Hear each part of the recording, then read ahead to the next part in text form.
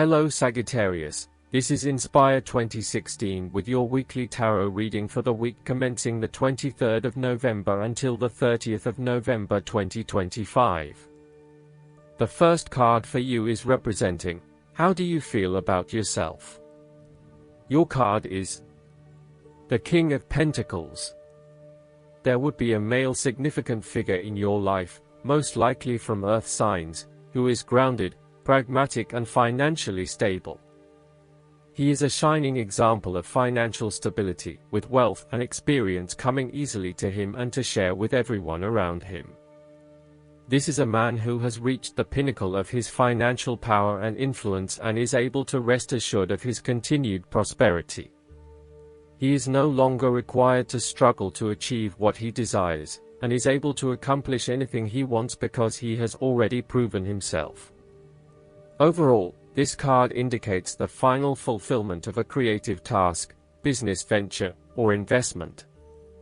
Through diligence, responsibility, and attention to detail, you have achieved great things and can finally say that you have completed your task or attained your goal. You can now enjoy all that you have accomplished and the successes you have created. You have created a richness of life, not just financially but also spiritually, which will set you up very well for the future. Whenever you need the skills to manage your day-to-day affairs competently and efficiently, you can call upon the King of Pentacles. Work hard, methodically, and conscientiously. Give generously of your time and resources, because by giving you often receive more, and making more money is something that all Kings of Pentacles love to do. The second card for you is representing, what do you want most right now? Your card is the Nine of Wands. What do you want most right now is achieving success and overcoming challenges. You are so close to completing a particular project or task, but at the last minute, you are faced with yet another challenge or setback. Know that you have the inner resources necessary to overcome any difficulty you encounter, even though it may seem impossible at the time. You are so close to finally achieving success, do not give up now. The Nine of Wands is a sign of hope and encouragement that if you stand firm and strong against your challenges, you will achieve your goal. The challenges before you now are only the last bit of darkness before the break of a wonderful dawn. The Nine of Wands is like the one last test or challenge before you can reach ultimate success. You feel as if you have come to the end of your fighting powers, but you have the skill and determination in reserve. You are in a position of strength, and by drawing upon all of your courage and abilities, you will prevail. Once the last obstacle is overcome, you are home free. The Nine of Wands encourages you to be resilient. You will continue to be opposed by hidden enemies and your interests will be questioned. Even in the face of such adversity, when you are feeling battered and bruised, you need to be patient and vigilant. Be assured that you will eventually prosper if you maintain your position. And remember, if you do not succeed at first, then try again. The third card for you is representing your fears. Your card is the Queen of Cups. You are afraid of your negative emotional mental state play in your head. You are allowing your imagination to run away with you. You mean well, but unfortunately you cannot be relied on. You are letting your emotions take hold and you are not thinking clearly with your head. At its worst, the precious qualities of imagination and flowing fantasy might turn out to be weakness and thoughtlessness, turning in any direction that any wind may blow, getting lost in a dream world of unreal fantasies.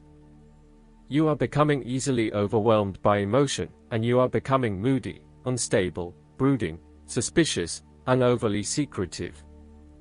The Queen of Cups represents an over-emotional wreck who can be driven to manipulative and vindictive behavior.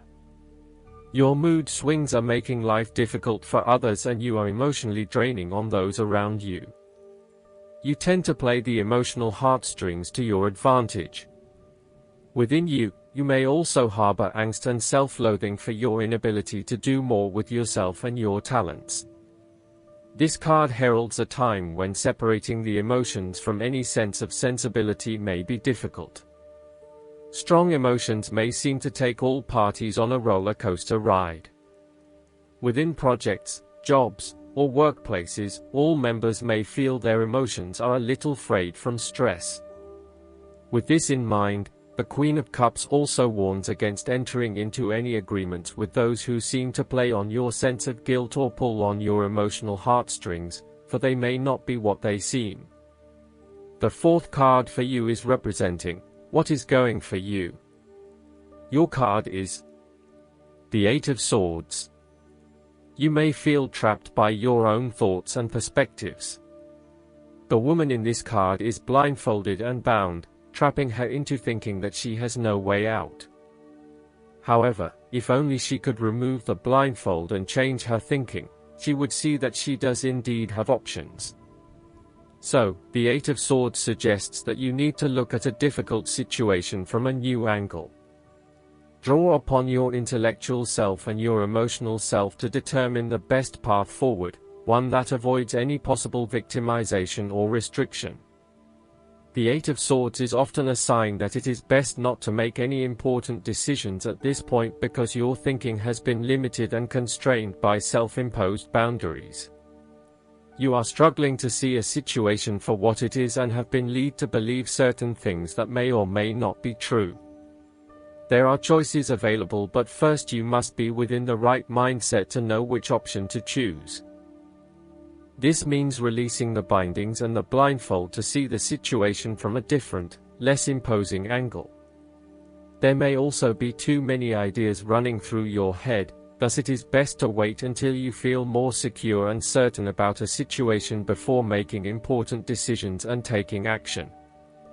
If you see part of this woman in yourself, then it is imperative you take back your power and personal accountability and open your eyes to the options that lie in front of you. The fact is that you do have options, even if you do not like those options. This is fine, so long as you accept that you do indeed have options and you do not have to be the victim here. The fifth card for you is representing what is going against you. Your card is the Six of Pentacles. Be very careful about who you lend your money to, especially if you, yourself, are in financial trouble. While a generous spirit is a wonderful quality, you need to ensure that you are able to support yourself whilst helping others. You may have a tendency to spend or give away more than you can afford to. Be careful with the amount of debt that you get into. It is possible with the Six of Pentacles that you are getting in over your head, and it will soon come back to bite you in excessive interest rates or personal threats if you are unable to pay it back in time. Be wary, too, of get-rich-quick schemes that are more likely to leave you with a hole in your pocket than a pile of cash. The Six of Pentacles sometimes reflects the selfish side of charity. In some cases, people give to others not for the benefit of the other but for the benefit of themselves. Be careful that you are not trying to prove to others that you are generous because you can give to the poor or the needy. Aim to give selflessly rather than selfishly. In a relationship reading, the Six of Pentacles suggests that one partner is doing a lot of the taking but not a lot of the giving, thus creating an inequality in the relationship.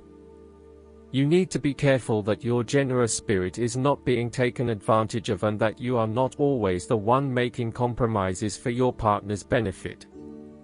The last card for you is representing the likely outcome that you may have. Your card is the Three of Cups. You are helping others, which in turn means that others are open to helping you. It is about spending quality time with your loved ones and your friends. It is a very sociable period. You will find a harmonious balance between meeting your commitments and spending quality time with friends and family. This is a great time to let your hair down and indulge yourself a little. You may be particularly drawn to the bar or restaurant scene, indulging in great food, wine, and cocktails. You may also be celebrating something special, such as a birth, engagement, wedding, reunion, or birthday.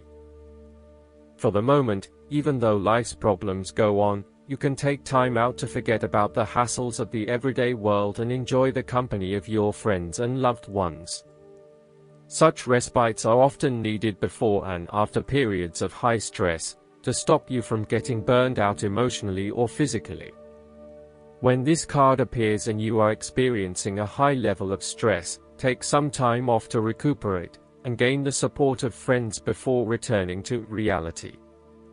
Last but not least, the guidance card for you is Take a Divinely Guided Chance. This card encourages you to move forward with your inner guidance, even if you presently can't foresee how it will all work out. When you take a chance with the guidance that you are receiving, your actions are saying that you trust God and the angels. Placing our trust in the divine makes good sense, since heaven can see our actions from a 360-degree perspective that we often lack. God and the angels can see the repercussions of our actions echoing out into infinity, whereas we are lucky to be able to accurately predict the ripple effect through the next day. Very few monumental and important tasks have been achieved by people who did not take some sort of risk. We know that it can be intimidating, but trust that you are being led toward a positive and abundant future. God and the angels are with you every step of the way, ensuring that you will only receive that which is for your highest good. The angels of abundance are not encouraging you to take needless risks or to behave recklessly, however. Ensure that you are following your divine guidance, not some ego-based desire. Greed, anger, and lust are not the emotions of the angels, and they will never guide you with those feelings. True non-ego-based guidance comes in the form of love, inspiration, and giving. You can be assured that if you are receiving guidance that does not come from a place of deep and powerful love, it is not true guidance and you should not follow it. You can always ask God to help you to know if your guidance is true or not, and you will receive clear signs to answer you. I hope that you enjoy everything, and if you like the reading, just please click subscribe and you will get the instant notifications every time we publish a new video right to your YouTube. Thanks.